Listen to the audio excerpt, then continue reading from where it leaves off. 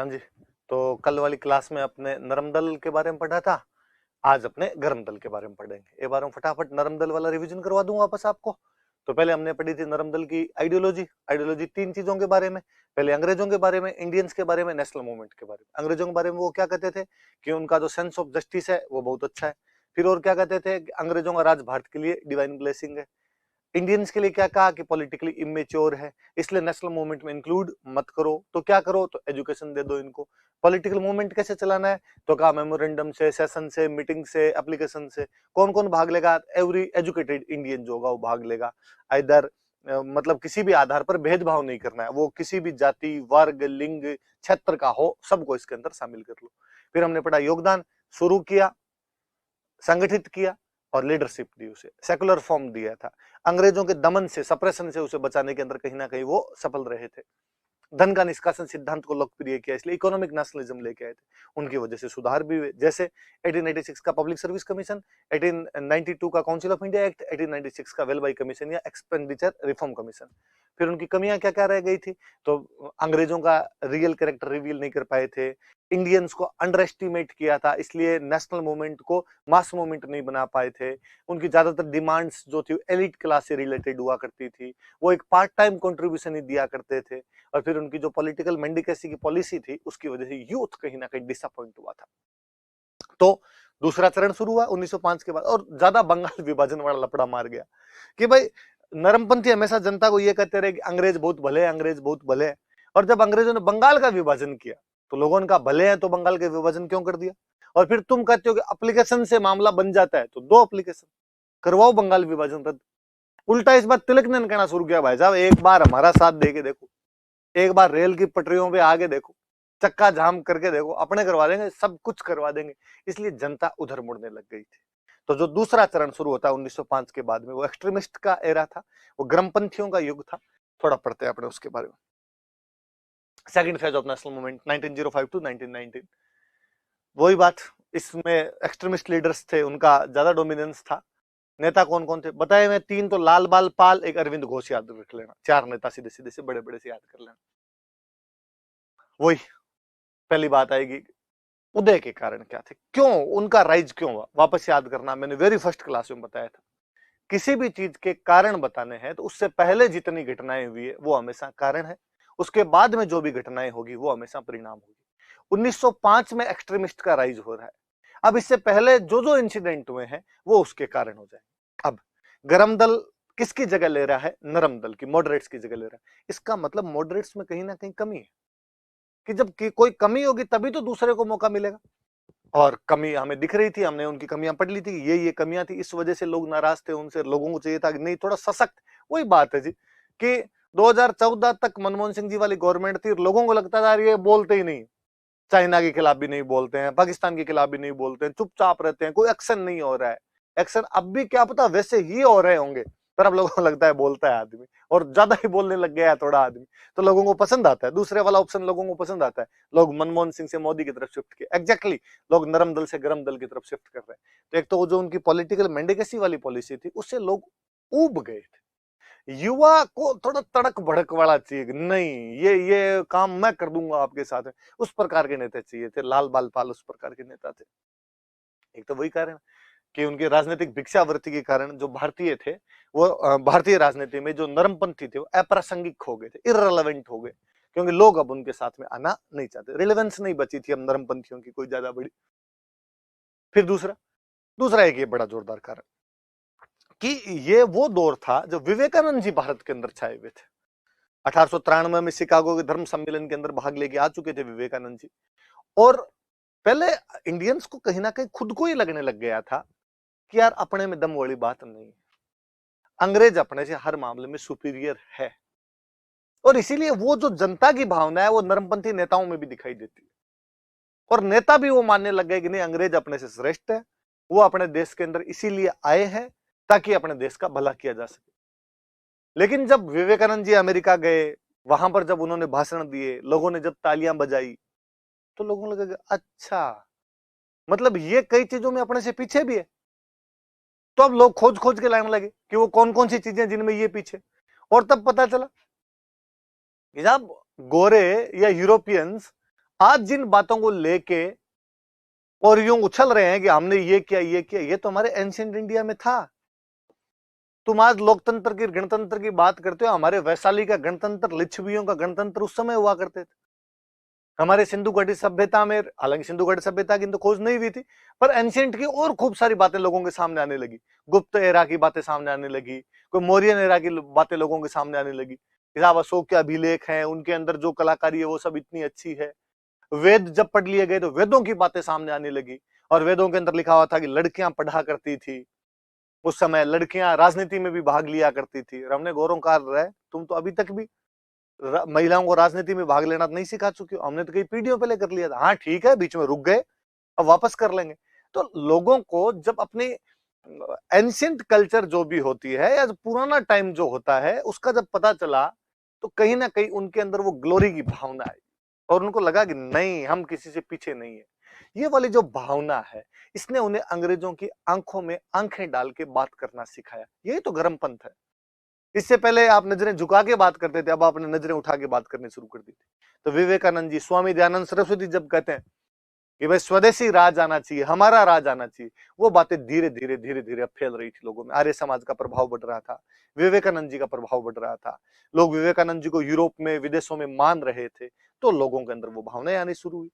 तो प्राचीन भारतीय संस्कृति का गौरवगान हुआ। जब प्राचीन भारतीय संस्कृति का गौरवगान हुआ तो इससे भारतीयों का आत्मविश्वास बढ़ा, और बढ़ता ही है हमेशा। कि आपको अच्छा लगता ही है कि आप किसी भी टाइम के अंदर यदि अच्छे रहे हैं तो वो आपके लिए गर्व करने वाली एक बात होती है। तो ये भी चीज रही है अपने आप। और क्या कारण रही एक, फिर क्या सिस्टम में कोई ना कोई कमी रहती है, इसलिए भी लोग चाहते हैं कि नहीं, ऐसा कोई बंदा है जो सिस्टम को चेंज कर दे।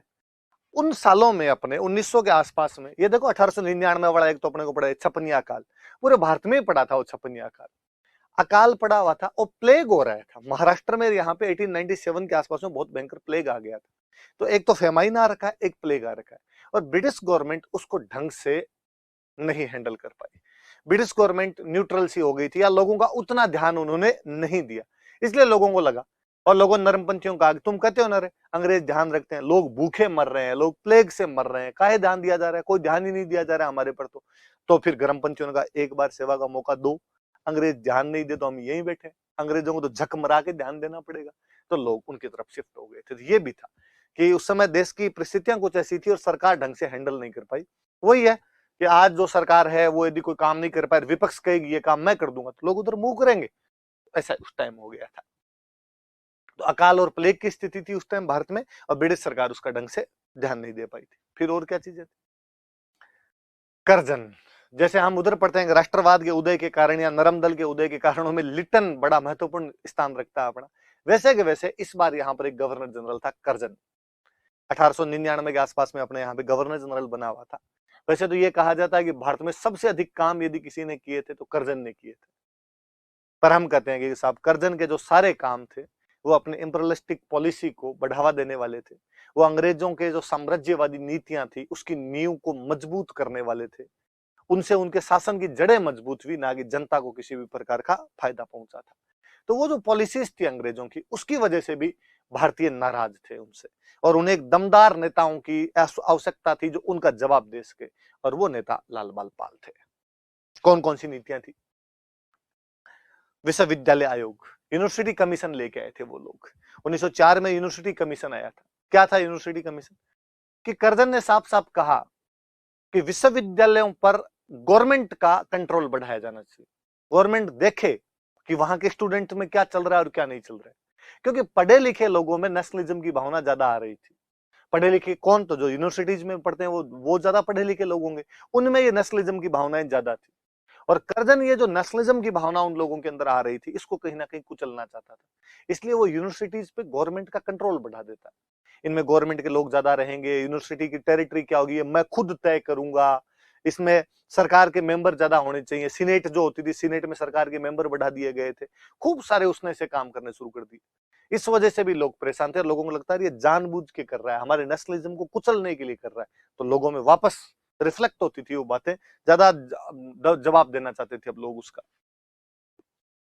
ऐसे ही उसने कलकत्ता का जो म्युनिसिपल कॉर्पोरेशन था, भगवान जाने यार गवर्नर जनरल को म्युनिसिपल कॉर्पोरेशन में क्या मजा आता था, और उसने उसमें भी सरकार के सदस्यों की संख्या बढ़ा दी कि भाई दो प्रकार के मेंबर होते थे, कुछ गवर्नमेंट मेंबर होते थे, कुछ इलेक्टेड मेंबर होते जनता के। उसने इलेक्टेड मेंबर तो थे, पर उसने कहा गवर्नमेंट वाले मेंबर ज्यादा रखो, क्योंकि इलेक्टेड मेंबर तो कौन भेजेगा, जनता, तो जनता की बात करेंगे। गवर्नमेंट मेंबर कौन कौन होंगे, जिन्हें गवर्नर जनरल करेगा या जिन्हें गवर्नर बनाएगा, जिन्हें सरकार बनाएगी, तो वो उन इलेक्टेड को कहीं ना कहीं बराबर कर देंगे उनको, तो अपनी बात वहां पर चलती रहेगी। और वो तो इतना इंटरेस्टेड लेता था, आप याद ही रखना, क्वेश्चन ही बनता है, कभी कोई पूछ ले कि उसको एक बार नगर निगम के कार्यक्रम में बुलाया था और उस आदमी ने कहा था कि मैं गवर्नर जनरल से रिटायर होने के बाद नगर निगम का महापौर बनना पसंद करूंगा, म्युनिसिपल कॉर्पोरेशन का मेयर बनना पसंद करूंगा, जैसे अपने चुनाव में अभी मेयर बनेंगे। तो कहा गवर्नर जनरल यार, कहा महापौर। पर उस बंदे को इसमें भी इंटरेस्ट आता था कि नहीं, हर जगह मेरे को गोचे करने हैं, मैं कुछ नहीं करूंगा हर जगह, तो वो वाला सिस्टम था। फिर उसने बंगाल का विभाजन कर दिया था। अगली क्लास में बंगाल विभाजन पढ़ेंगे अच्छे से, तुम और समझा दूंगा कि उसने बंगाल का पार्टीशन कर दिया था, और इस पार्टीशन की वजह से भी लोग नाराज थे कि यार ये तरीका गलत है, ऐसा नहीं किया जाना चाहिए। तो ये कुछ कारण कि नरमदल वालों में कमी थी, इस वजह से आ रहा था। विवेकानंद जी और दयानंद सरस्वती ने जो एंशियंट इंडिया को ग्लोरी दिया था, उस वजह से लोगों का कॉन्फिडेंस बढ़ गया था। पहले कॉन्फिडेंस ही नहीं बढ़ा, नीची नजरें करके बात करते हैं, ऊपर नजरों से कर रहे थे, ऊपर नजरों वाला गर्मपन था अपने आप में। फिर गवर्नमेंट ध्यान नहीं दे रही थी, फेमाइन और प्लेग के बावजूद। करजन जो गवर्नर जनरल था, उसकी कुछ पॉलिसीज थी जिसकी वजह से भारतीयों में कहीं ना कहीं एक गुस्सा था।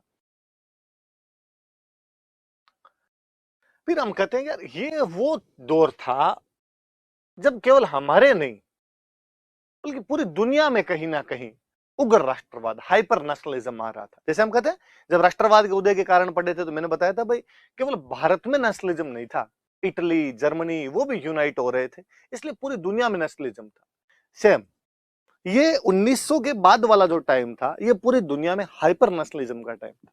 कुछ ना कुछ घटनाएं ऐसी हो रही थी कि पूरी दुनिया में उग्र राष्ट्रवाद आ रहा था। तो अब वो वेव तो आपके भी आएगी, उसका असर आप पे भी पड़ना है। हवा चारों तरफ एक जैसी चल रही थी। आखिर वो कौन सी घटनाएं थी जिनकी वजह से ये हुआ? तो बड़ी जोरदार घटनाएं। घटना है कि 1895 में जापान जैसा एक छोटा देश चाइना जैसे एक बड़े देश को हरा देता है। ये जापान, इतना सा जापान, 4 टापुओं का देश जापान गया और चाइना को ठोक के आ गया, चाइना को हरा दिया। तो लोगों को लगा यार, जापान जैसा छोटा देश जब चाइना जैसे बड़े देश को हरा सकता है, तो अपने अंग्रेजों को देश से बाहर क्यों नहीं निकाल सकते? उल्टा अंग्रेजों का देश तो छोटा सा, अपना देश तो इतना बड़ा है, तो हम भी ये कर सकते हैं। तो दूसरों की देखा देखी भी ये चीज आती है। अगले साल एक बड़ी जोरदार घटना हुई, इथोपिया इटली को हरा देता है। अब बड़ी गंभीर चीज है। पहली बात तो इसमें ये कि यूरोप वालों को लगता था हम सर्वश्रेष्ठ हैं, हमारे बराबर दूसरे कोई भी लोग नहीं है। यह एक अफ्रीकन देश यूरोपियन देश को हरा रहा है। उससे बड़ी बात, काले गोरों को हरा रहे हैं। वरना ये मानते थे कि व्हाइट रेस, जो गोरे लोग हैं, दुनिया में सर्वश्रेष्ठ हैं। इस बार कालियों ने पकड़ के ठोका इनको, इथोपिया वालों ने पकड़ के मारा। इस वजह से लोगों को और लगा कि यार जब वो कर सकते हैं तो अपने थोड़े कम काले हैं, अपने भी कर सकते हैं ये सब चीजें, अपने भी गोरों को निकाल सकते हैं। इथोपिया जैसा बैकवर्ड कंट्री, इटली जैसे एक फॉरवर्ड देश को हरा सकता है, एक रिच कंट्री को हरा सकता है, तो हम क्यों नहीं कर सकते? ये केवल जज्बे की बात है, ये केवल जुनून की बात है। और जापान तो इनसे ही आगे निकला। जापान ने मतलब चाइना को पीटा, जब चाइना को पीटने के बाद जापान को लगा अच्छा अपने इतने बड़े हैं। फिर लोगों ने कहा कि नहीं नहीं, पूरे इतने भी बड़े नहीं, बस चाइना चाइना को ठोका, किसी बड़े देश को मारेंगे तब आएगा मजा। बड़ा कौन है, दुनिया का सबसे बड़ा देश कौन सा है? अब रसिया। जापान वालों ने 1905 में रसिया, और मतलब मजे मजे में जीत गए थे।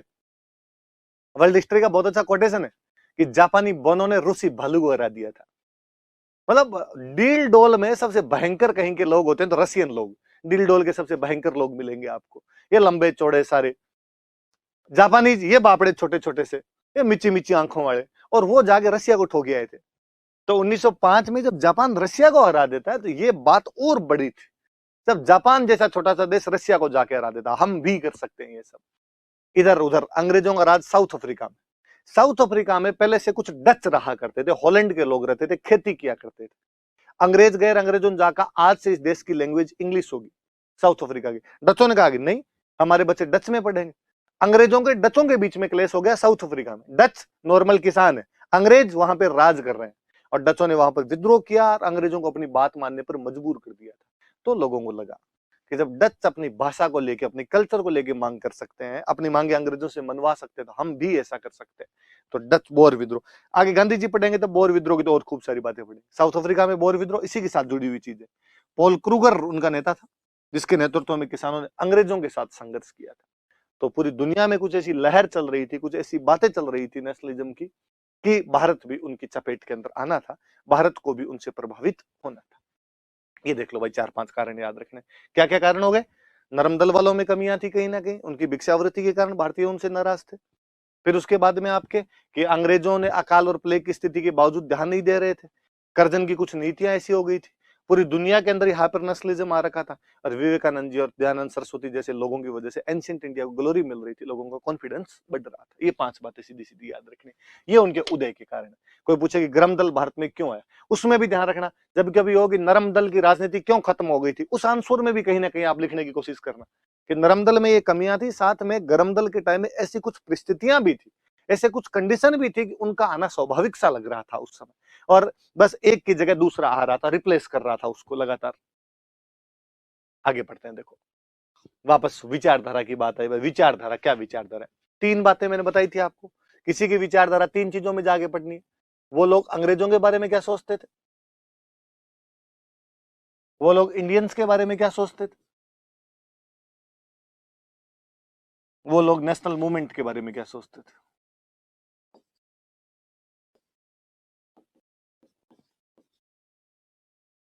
3 चीजें। क्या क्या 3 चीजें अभी? अरे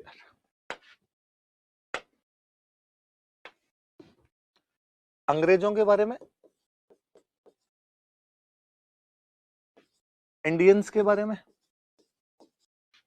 और मूवमेंट के बारे में।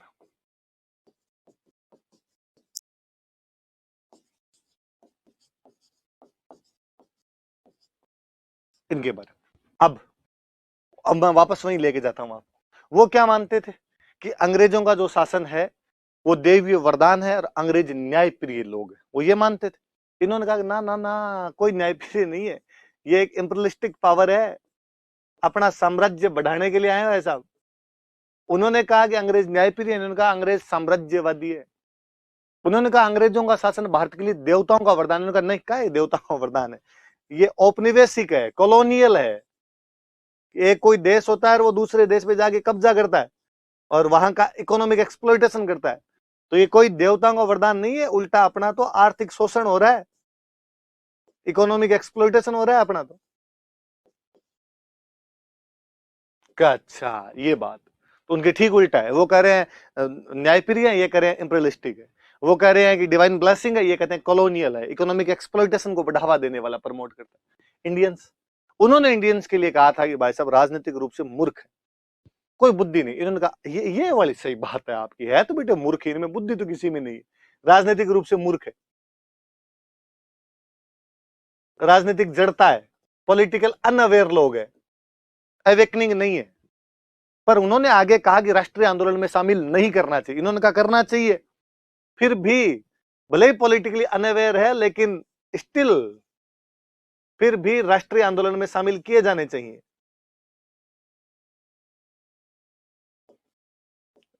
राष्ट्रीय आंदोलन में इंक्लूड करो। लोगों का दिमाग खराब है तुम्हारा, क्यों करें? जब पॉलिटिकली अनअवेयर है तो इनको शामिल क्यों किया जाना चाहिए? उन्होंने बड़ी जोरदार बात कही।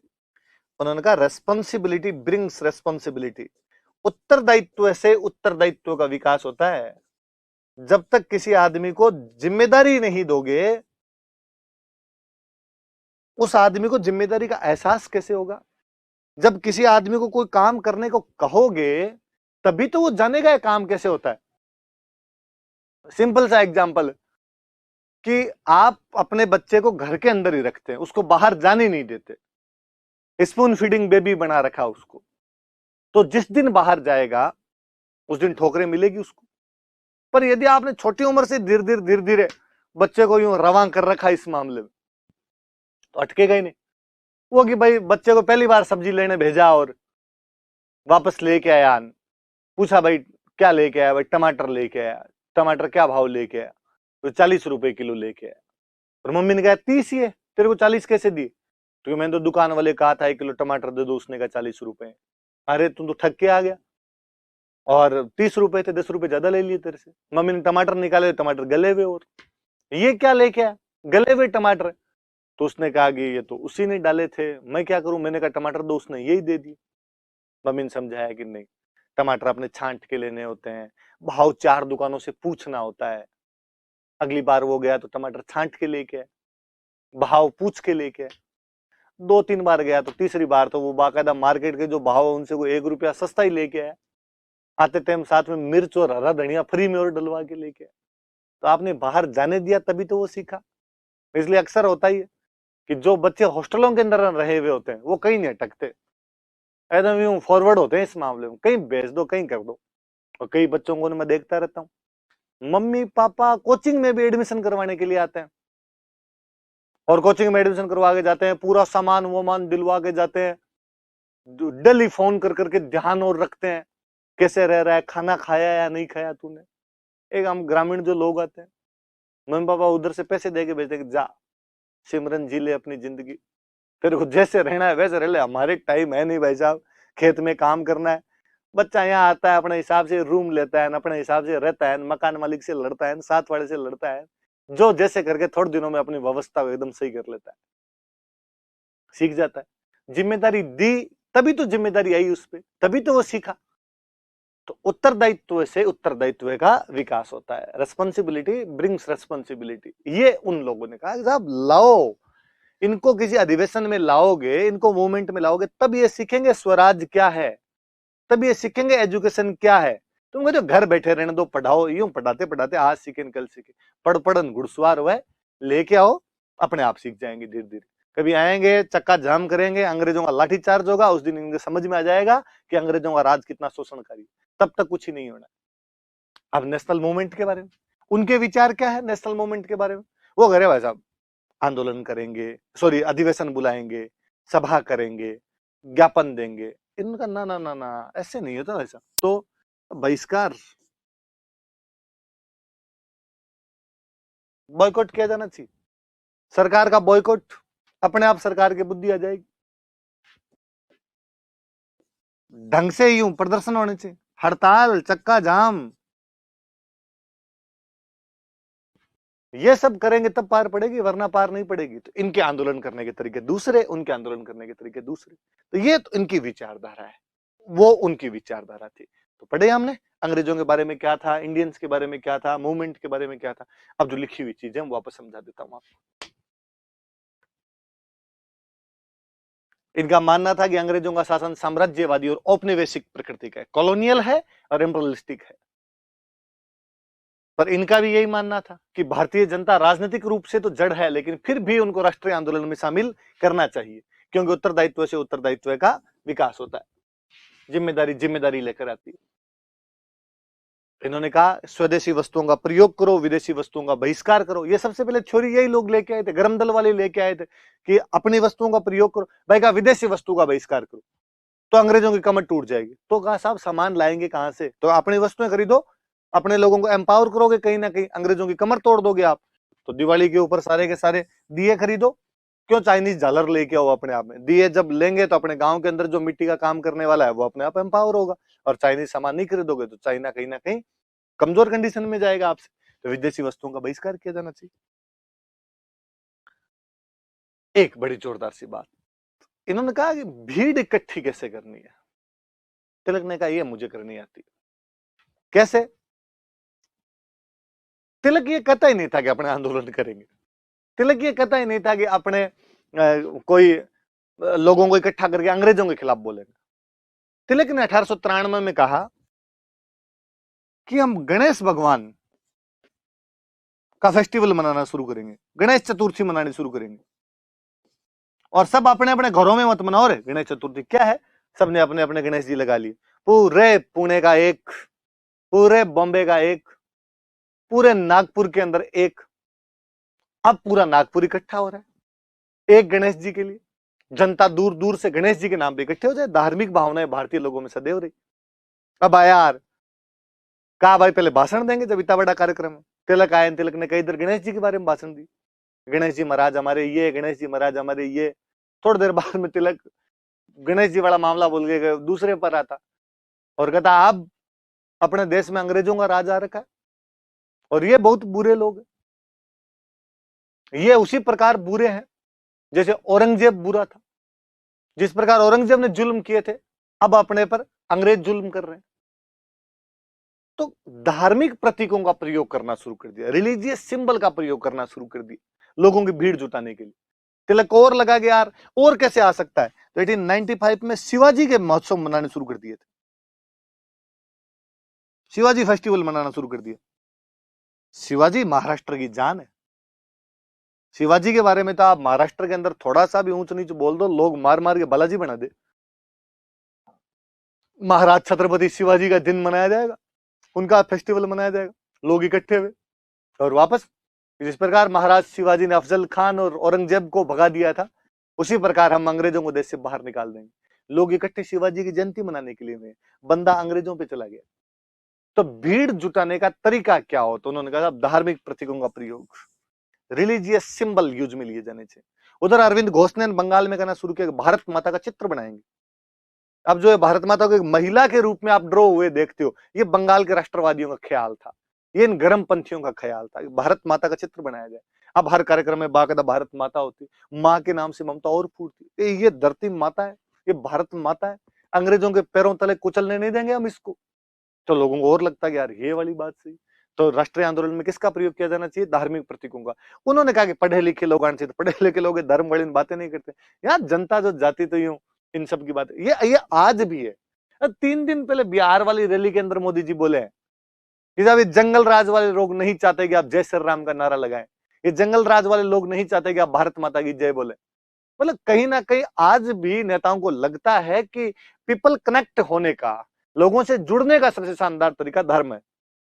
इसके माध्यम से आप अंदर तक गहराई तक बैठते हो, कहीं ना कहीं जाके वहां पर जाके आप बात कर सकते हो।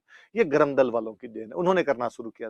वरना सुरेंद्र नाथ बनर्जी, रमेश चंद्र बनर्जी वो धर्म वर्म से ऊपर उठे हुए हिंदू होते थे, ईसाई बन जाया करते थे, उस टाइप के लोग थे। यहाँ यूं पूरे छोटे बढ़ाए हुए यूं तिलक निकाले हुए वैसे जाया करते थे। तो ये वाला एक था। तो ये दोनों याद रखना, गणेश महोत्सव और शिवाजी महोत्सव मनाने तिलक ने शुरू किए थे 1893 और 1895 के अंदर।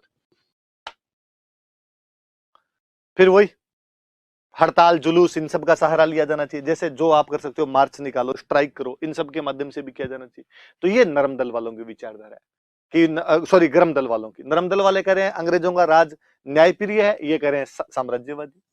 वो कह रहे हैं कि देवताओं का वरदान है, ये कह रहे हैं कॉलोनियल है। वो कह रहे हैं पॉलिटिकल अवेयरनेस नहीं है इसलिए शामिल मत करो, ये कहते हैं पॉलिटिकल अवेयरनेस है शामिल करो। वो कह रहे हैं शामिल नहीं करके इनको एजुकेशन दो, ये कहते हैं यहाँ लाओगे तो एजुकेशन अपने आप आ जाएगी, जिम्मेदारी लेके आती है। वो कह रहे हैं कि आपको सभा बुलानी है, आपको अधिवेशन करना है, ये कह रहे हैं नहीं स्वदेशी वस्तुओं का प्रयोग और विदेशी वस्तुओं का बहिष्कार करेंगे। वो कहते हैं कि पढ़े लिखे सभी धर्मों के लोग आने चाहिए। इन्होंने कहा आओ तो भले ही, पर धार्मिक प्रतीकों के माध्यम से ही आएंगे, इसलिए इनको लाया जाना चाहिए। और वो कह रहे हैं कि ज्ञापन और प्रार्थना पत्र देंगे। इन्होंने कहा ना ना, ये एप्लीकेशन देने से, इल्लू इल्लू लव लेटर भेजने से कुछ नहीं होना वैसा, अब तो चक्का जाम होगा, हड़ताल और जुलूस निकालेंगे हम। तो गरम दल वालों की विचारधारा ठीक उनके उल्टी है। आगे बढ़ते हैं। योगदान इनका क्या कंट्रीब्यूशन है, उनका जो कंट्रीब्यूशन पड़ा, इनका योगदान पढ़ लेते हैं। वो सेम, उनकी कमियां देखो आप। उनकी पहली कमी क्या पड़ी थी कि वो अंग्रेजों के वास्तविक स्वरूप को उजागर नहीं कर पाए थे। एग्जैक्टली उल्टा, कि इन्होंने उस वास्तविक स्वरूप को उजागर कर दिया। क्योंकि वास्तविक स्वरूप क्या था, साम्राज्यवादी और औपनिवेशिक, इनकी तो आइडियोलॉजी वही है। तो they revealed real character of Britishers, कि उन्होंने अंग्रेजों के ब्रिटिश शासन का वास्तविक स्वरूप था उसको उजागर कर दिया। वो क्या कहते थे कि नहीं जनता को मतलब यार, जनता में दम नहीं है। इन्होंने कहा कि नहीं साहब, power of A common man, इसको हम पहचानते हैं, जनता में दम है, इसको लेके आओ आप। जनता के आगे झुकेगा राज, तो ये जनता को लेके आए। They change national movement to mass movement, इसलिए उसको जन आंदोलन बनाने में सफल। कि जनता को इन्होंने साथ में लिया था, राष्ट्रीय आंदोलन को जन आंदोलन बना दिया, वो इसको मास मूवमेंट में चेंज नहीं कर पाए थे। पहली बार स्वराज किसी ने मांगा था तो वो यही लोग थे। इससे पहले वालों ने कभी इतनी हिम्मत नहीं की थी। हालांकि भले ही वो मांगा एक नरमपंथी नेता द्वारा गया, दादा भाई नौरोजी उसको मांग रहे थे, लेकिन ये डिमांड गर्मपंथियों की थी। उनके दबाव की वजह से ही उस 1906 वाले अधिवेशन में हो पाया था। हालांकि हम ये नहीं कह सकते कि नरमपंथी स्वराज मांगना नहीं चाहते थे, पर मैंने बता दिया शुरू शुरू में यदि वैसी बातें करते, स्वराज की इन बातें करते, तो अंग्रेज आंदोलन को कुचल के रख देते। इसलिए बेचारे वो शुरू शुरू में चुप रहे। उन्होंने जो नींव का पत्थर गाड़ा था, कालांतर में उसपे तिलक वगैरह जैसे लोग थे, उन्होंने स्वराज की मांग की। इसलिए हमें उनके योगदान को भी भूलना नहीं चाहिए। पर फिर भी हम तो ये तो कह ही सकते हैं, नहीं पहली बार तो साहब ये यूज के अंदर लेके आए थे, जब तिलक ने कहना शुरू किया था कि स्वराज मेरा जन्म सिद्ध अधिकार है और मैं उसे लेकर रहूंगा। तो स्वराज की मांग सबसे पहले, हमारा राज हो, सुधार उधार हम खुद करेंगे यार, तुम कौन होते हो सुधार करने वाले, हमारे शासन में हम देख लेंगे क्या करना है और क्या नहीं करना है हमारे यहाँ पे। तो राष्ट्रीय आंदोलन में स्वराज की मांग की थी। फिर वही स्वदेशी वस्तुओं का प्रयोग और विदेशी वस्तुओं का बहिष्कार करेंगे तो क्या होगा, हमारे उद्योग धंधों को फायदा। और ये तो मैं आगे बताऊंगा आपको, ये वाली जो मांग थी विदेशी वस्तुओं का बहिष्कार और स्वदेशी वस्तुओं का प्रयोग, इसे आगे गांधी जी बड़ा पॉपुलर करे। तो आप कभी सोच के देखना, गांधी जी के सबसे खास दोस्त थे बजाज और बिड़ला। मतलब गांधी जी को तो सारे रुपए वो दिया करते थे, बजाज और बिड़ला। मारवाड़ी बनियों ने नेशनल मूवमेंट में जितना पैसा लगाया था उतना किसी ने नहीं लगाया। मतलब बताओ, अभी थोड़े दिन पहले कोई बुक पढ़ रहा था और उसमें किसी एक आईएएस का अंग्रेजों को लेटर लिखा हुआ है, जिसमें वो लिखता है कि यदि मारवाड़ी बनियों को आंदोलन से अलग कर दिया जाए तो 90% आंदोलन अपने आप मर जाएगा। बस सीधी सी बात है, बिना पैसों के आंदोलन नहीं किया जा सकता। और बल्क में पैसे कौन दे सकता है, तो व्यापारी दे सकता है। पर व्यापारी क्यों दे आपको पैसा, व्यापारी हर चीज में लाभ देखता है, बिना लाभ के व्यापारी कुछ ही नहीं करे। तो गांधी जी ने बजाज बिड़ला कहा तुम मुझे पैसे दो, उनका जब हमारा फायदा कि मैं आंदोलन चलाऊंगा, और मैं कहूंगा विदेशी वस्तुओं का बहिष्कार करो। जब विदेशी वस्तुओं का बहिष्कार करेंगे तो वस्तुएं बिकेगी कौन सी, स्वदेशी। स्वदेशी बनाता कौन है, बजाज और बिड़ला। उद्योग धंधे ही उनके हुआ करते थे।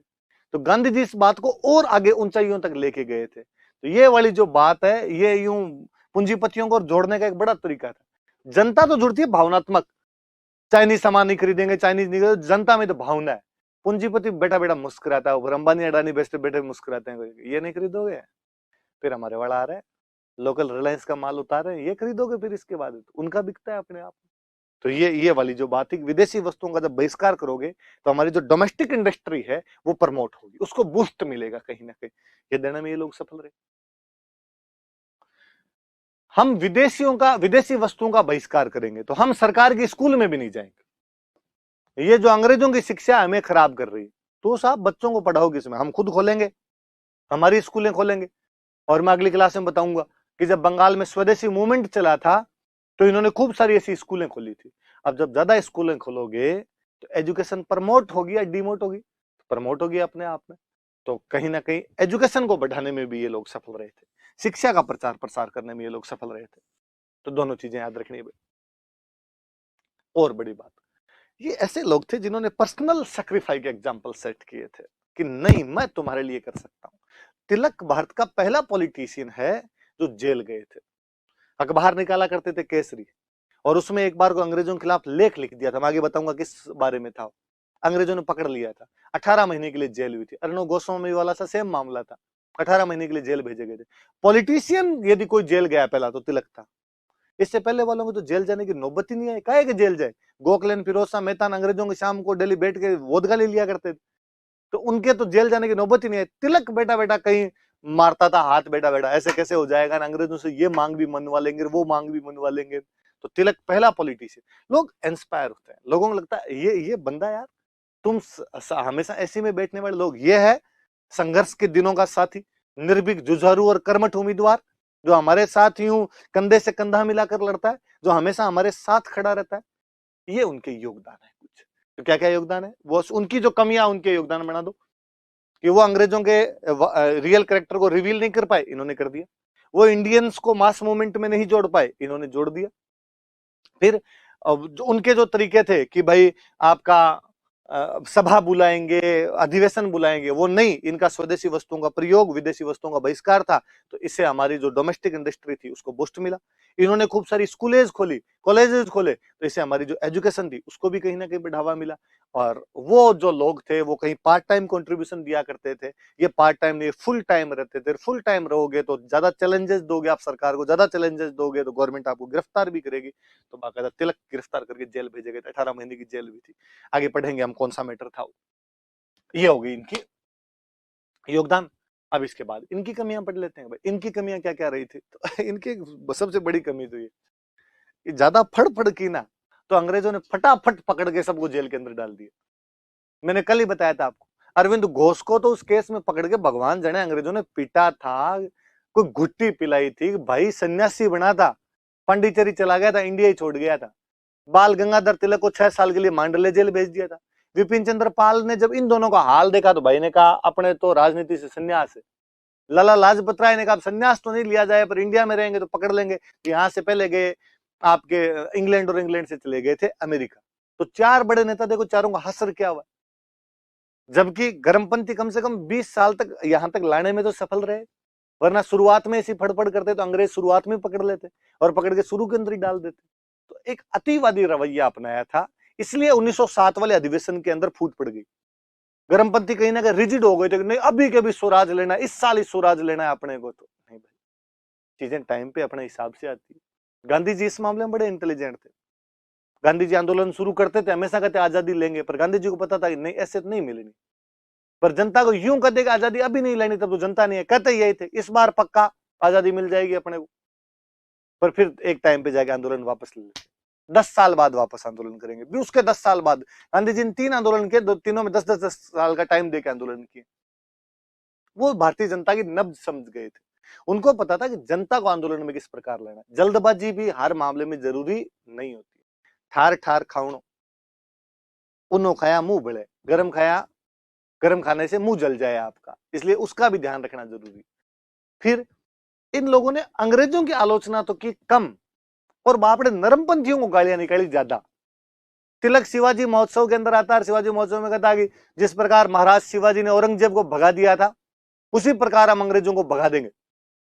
फिर बीच में कहता कि अंग्रेजों को तो बाद में भगाएंगे, पहले इस गोखले को देख लूंगा मैं, ये गोखले ये ऐसे बोलता है वैसे बोलता है। अब आप अपने वालों की आलोचना ज्यादा करने लग गए। और फिर जब आप बार बार ये कहते हो कि जिस प्रकार प्रताप ने अकबर के खिलाफ लड़ाई लड़ी थी, जिस प्रकार शिवाजी ने औरंगजेब के खिलाफ लड़ाई लड़ी थी, तो मुसलमानों में लगता है हमें टारगेट कर रहा है। इसलिए ये लोग मुसलमानों को भी अपने साथ में नहीं ले पाए थे। नरमपंथियों के साथ में सब धर्म जाति के लोग हैं, इनके साथ में सब धर्म जाति के लोग नहीं जुड़ पाए थे। कहीं ना कहीं वो हिंदू नेशनलिज्म के अंदर ज्यादा चले गए थे वो लोग। तो 3-4 चीजें सीधी सीधी सी कि अंग्रेजों के बजाय नरमपंथियों को ज्यादा चैलेंज कर गए थे, इसलिए नरमपंथियों के साथ इनके मतभेद बढ़े। और 1907 में आपके सूरत कांग्रेस के अंदर विभाजन ही हो गया था नरम दल गरम दल में। और उसके बाद हम देखेंगे आगे जब नेशनल मूवमेंट पढ़ेंगे, कई सालों तक नेशनल मूवमेंट में एक ठहराव सा आ जाता, कोई आंदोलन वगैरह होने बंद हो गए थे। यहाँ पर भी ये दिक्कत आ रही। फिर ज्यादा फड़फड़ की तो अंग्रेजों ने सबको पकड़ के डाल दिया, इसलिए इनकी तो राजनीति जुम्मा जुम्मा शुरू हुए 4 दिन हुए थे, रातों रात उन्होंने खत्म करके रख दी थी। और जब ऐसी शिवाजी वर्सेज औरंगजेब, प्रताप वर्सेज अकबर की बातें की, तो मुस्लिम समुदाय इनके साथ में कहीं ना कहीं नहीं जुड़ पाया था। तो ये इनकी बड़ी कमियां रही थी। जैसे पढ़ते आक्रामक नीति के कारण अंग्रेजों ने राष्ट्रीय आंदोलन को दबा दिया था। दूसरा वही नरमपंथियों की आलोचना की, इसलिए 1907 के सत्र में कांग्रेस में विभाजन ही हो गया था। रिलीजियस सिंबल यूज में लिए, इसलिए मुस्लिम समुदाय को अपने साथ में नहीं जोड़ पाए थे, यूनाइटेड नहीं थे।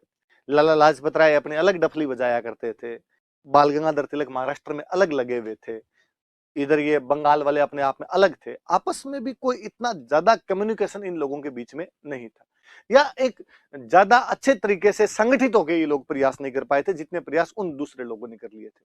तो ये इनकी कुछ कमी है। तो ये गरम दल 4-5 बातें पढ़नी है अपने को सीधी सीधी। पहले हमने पढ़े थे गरम दल के उदय के कारण। उदय कारण क्या रहे, तो नरम दल वालों में कुछ कमियां थी। फिर और क्या रहे, तो अंग्रेजों ने अकाल प्लेग के टाइम ध्यान नहीं दिया, करजन की कुछ पॉलिसीज की वजह से ये हो रहा था। पूरी दुनिया में वैसी लहरें चल रही थी, विवेकानंद जी और दयानंद सरस्वती वाला भी योगदान है कहीं ना कहीं। फिर उसकी विचारधारा अंग्रेजों के बारे में उन्होंने कहा साम्राज्यवादी है और कॉलोनियल, इंडियन पॉलिटिकली अनअवेयर है, फिर भी शामिल करो क्योंकि रेस्पॉन्सिबिलिटी ब्रिंग्स रेस्पॉन्सिबिलिटी। फिर स्वदेशी वस्तुओं का प्रयोग करो, विदेशी वस्तुओं का बहिष्कार करो, हड़ताल करो, जुलूस करो, रिलीजियस सिंबल यूज में लो। योगदान क्या रहा, ब्रिटिश रूल का रियल करेक्टर रिवील किया, इंडियन जो मास था उसको नेशनल मूवमेंट में शामिल किया। इस वजह से नेशनल मूवमेंट मास मूवमेंट में कन्वर्ट होने में सफल रहा अपने आप में। स्वदेशी वस्तुओं का प्रयोग किया तो स्वदेशी उद्योग धंधों को फायदा मिला। स्वदेशी एजुकेशनल इंस्टीट्यूट्स खोले गए, इसलिए एजुकेशन कहीं ना कहीं प्रमोट हुई थी उसकी वजह से। और पहली बार इन लोगों ने पर्सनल व्यक्तिगत त्याग और बलिदान के एग्जाम्पल सेट किए थे। जैसे तिलक पहले राजनेता थे जो जेल गए थे, कमियां क्या थी? नरमपंथियों की ज्यादा आलोचना कर गए, आपस में लड़ पड़े। अंग्रेजों के खिलाफ ज्यादा ही आक्रामक रुख अपना लिया था, इसलिए नेशनल मूवमेंट ही दब गया। थोड़ी हिंदू नेशनलिज्म की बातें ज्यादा की, इसलिए मुसलमानों को साथ नहीं जोड़ पाए और आपस में भी ज्यादा कोई तारतम्य नहीं बिठा पाए थे। ये इन दोनों के अलग अलग मैंने बता दिया कि नरम दल वालों में क्या बातें थी, गरम दल वालों में क्या बातें थी। कल अपने आगे शुरू करेंगे नेशनल मूवमेंट में और क्या क्या चीज। एक सेफ्टी वॉल थ्योरी और है, वो कल मैं बता दूंगा, फिर आगे अपने शुरू कर लेंगे ये सब चीजें। ये दोनों बतानी जरूरी थी, वरना सेफ्टी वॉल समझ में नहीं आती। Thank you.